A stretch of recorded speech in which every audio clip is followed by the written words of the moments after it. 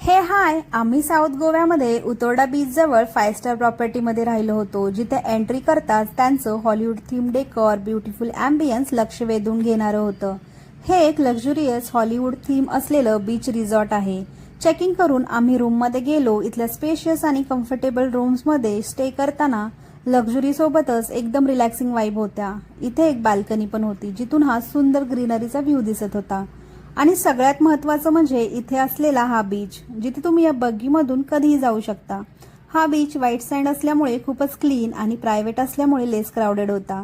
या रिसॉर्टची अजून वैशिष्ट्य म्हणजे इथलं lush green surrounding, beach side cafe, gardens, walking pathway, indoor outdoor games, spa, gym आणि इतका मोठा स्विमिंग पूल, जिथे जॉर्बिंग बॉल आणि कायाकिंगच्या पण ऍक्टिव्हिटीज होत्या.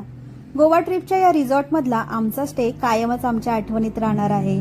पहिल्यांदा गोव्याला आलो ना, तेव्हा अशाच रँडम हॉटेलमध्ये राहिलो होतो. तेव्हाच ठरवलं होतं की गोव्यातल्या बीच रिसॉर्टला राहायचं आणि ती लक्झरी लाईफ अनुभवायची.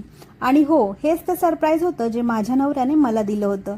जर तुम्ही पण कधी साऊथ गोव्यामध्ये लक्झरी स्टे आणि बीच वाईब्स असं दोन्ही एन्जॉय करण्याचा विचार करत असाल ना, तर हे प्लॅनेट हॉलिवूड बीच रिसॉर्ट नक्की कन्सिडर करू शकता.